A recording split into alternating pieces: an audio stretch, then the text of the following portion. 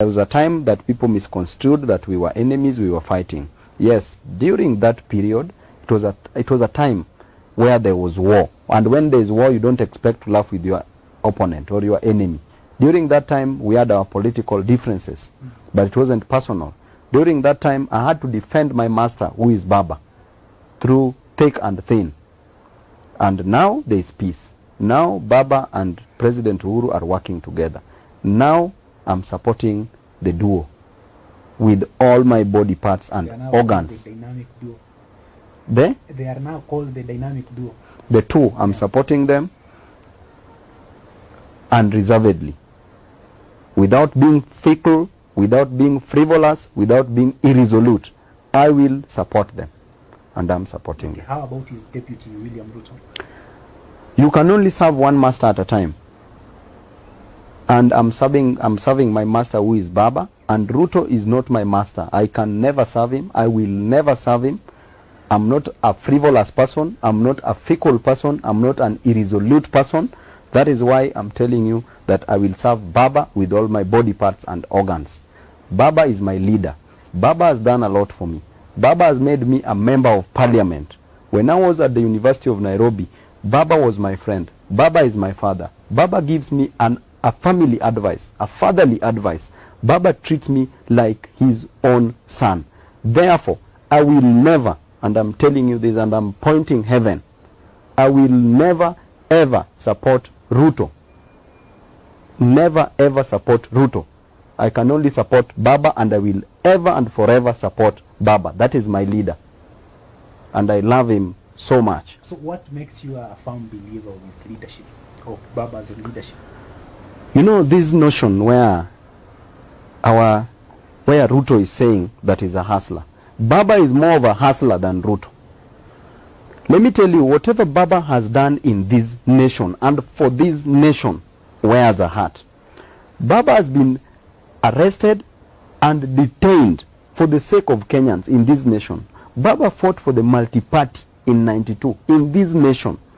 Baba has gone to committee. Ruto has never gone to committee. Baba has gone to Manyani. Ruto has never gone to Manyani. Baba has gone to industrial area prison. Ruto has never gone to industrial area prison. Baba has gone to Shimolatewa prison. Ruto has never gone to Shimolatewa prison. And Baba went there because of the interest of Kenyans. Baba fought for multi-party system in 1992. Ruto never fought for the same. Ruto was supporting Moi, who was a dynasty then. Ruto is a product of a dynasty. Baba is not a product of a dynasty. Baba fought his way through and through by himself. And Baba has even brought up Ruto. Ruto was in ODM. Yeah. Ruto was Baba's child. Ruto supported a dynasty in Moi. Ruto supported Kibaki, a president. Ruto supported our beloved president, Uhuru Muigai Kenyatta. So Ruto has been there at the G-spot of the so-called dynasty. He has been at the G-spot of the dynasty. Baba has always fought his way up. Baba's father was the vice president of this country. The first vice president to have resigned because he didn't want atrocities which was committed by the then government. He resigned. Baba never rode on that. Baba is the only politician who resigned from Ford Kenya and contested in his own party and won elections at Kibra constituency, Langata constituency, the then Langata constituency. Now, Baba has shelved his personal ambitions for the interest of Kenyans. In 2007, Baba decided to leave the presidency for Kibaki and opted for a prime minister position. Why? For the interest of Kenyans, so that there could be peace, so that Kenyans could go to job, so that people could go for education, so that economy of this nation could grow. Were it for war, then this economy would have crumbled by now. But Baba shelved his ambition. Baba shelved his ambition in 2013 and said, all this is vanity. Vanity is vanity. And he left it and said, I want to make sure that this country is peaceful. In 2017, you saw what happened. But Baba shelved his ambition and said, the country is bigger than himself. The country is bigger than an individual. So this man called Baba has really done a lot for this nation. Shelving his ambition for the sake of Kenyans. sacrificing for the sake of Kenyans. This new constitution, 2010, is being enjoyed. Why? Because of Baba. The devolution that is in various counties, the devolution that is being practiced is because of Baba. The rights that are being protected is because of Baba. And now we are going for BBI to change the constitution because of Baba. Now what else do we need, honestly? What can we ask for? You get somebody somewhere at the corner saying, oh, Baba is not good. What has Baba done to you? Is your father good to you? Somebody is saying that, oh, Baba did not help, what. If your father has not helped you, why do you expect Baba to help you? Baba is also somebody's father. For me, I want to say that Baba is more of a hustler than Ruto. Ruto has never experienced hardship. You cannot say that you sold chicken and at the same time at the age of 20, you were given a car. Ruto's first car, he said that he bought his first car when Moi gave him money. Now, he wants the first youth to get a mkokoteni. He wants the first youth to get a wheelbarrow.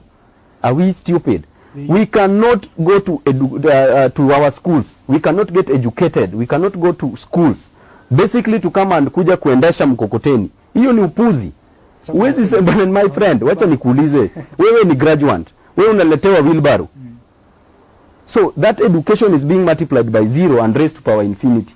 Wacha Ruto wacha upuzi yake bwana. Hakuna mambo ati hustler mkokoteni, hustler wheelbarrow. You are given your first car. Give watu magari tujue uko serious. A section of the youth says and you should not even give watu hizo wheelbarrow. Wheelbarrow unaenda kubebea nini hapo sasa hiyo? Niambie ndugu yangu. The youth says that it is better the one who gives you a wheelbarrow or that mkokoteni than vitendawili. They are saying Baba has vitendawili. My friend, which vitendawili? And we have a constitution that gave birth to devolution that is providing employment opportunity in different counties. Which kitendawili is that? Which kitendawili led to the construction, development of infrastructure in this nation in 2007 when Baba was a prime minister? Which kitendawili is that? But kitendawili is telling Kenyans that we will build 20 stadiums and you don't build even one. Kitendawili is telling a graduate that I'm giving you a wheelbarrow. To do what with that wheelbarrow? Kitendawili is telling a youth in the slums who's already lost hope. That youth would want to die, but that youth lacks money to even buy a rope to hang himself. Telling that youth that you can only be a mkokoteni driver. You can only pull handcart. That is kitendawili. So between Baba and Ruto, who is a man of kitendawili? They the public judge for themselves. So my friend bwana, wacha tusichezee Baba bwana. Hiyo ni upuzi mingi.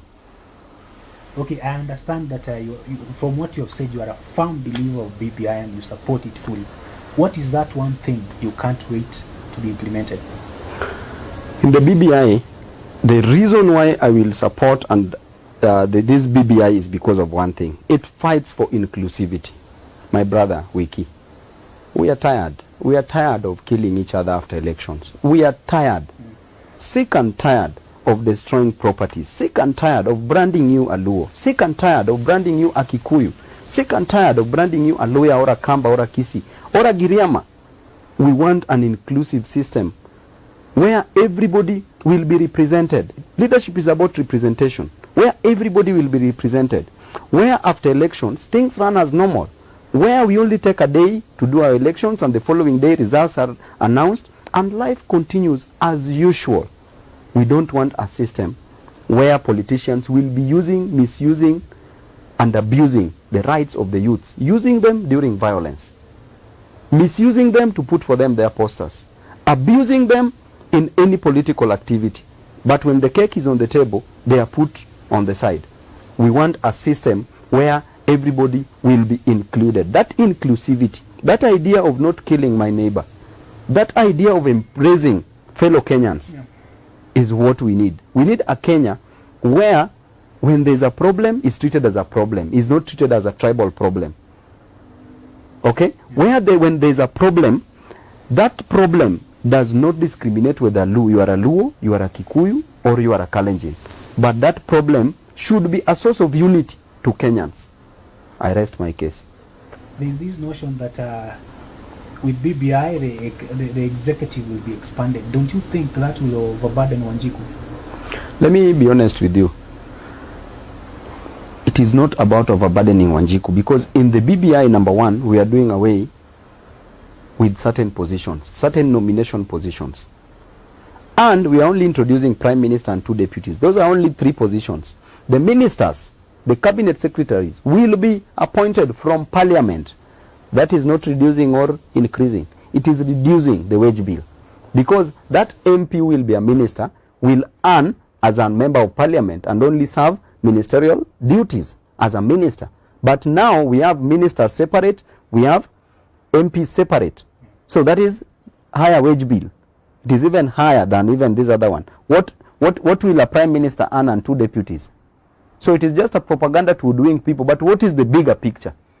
The bigger picture is that we create these institutions for the sake of Kenyans, for the sake of uniting Kenyans. The unity of Kenyans is more important than any other thing in this nation. But nowadays we know that the blood of ethnicity is thicker than the unity of Kenyans. But we want the unity of Kenyans to be thicker than the blood of ethnicity. Yeah. Maraga, Chief Justice David Maraga wants to send you and your colleagues home because of the failure to enact laws key in the implementation of the 2/3 gender rule. There are lawmakers supporting this. What is your position as Babu Owino? Me, I will not support. I know today if I go for elections, I will be elected unopposed. In fact, there will be no single person who will vie against me. Let me be honest with you. Why? Because of the good job that I've done to the great people of Embakasi's constituency.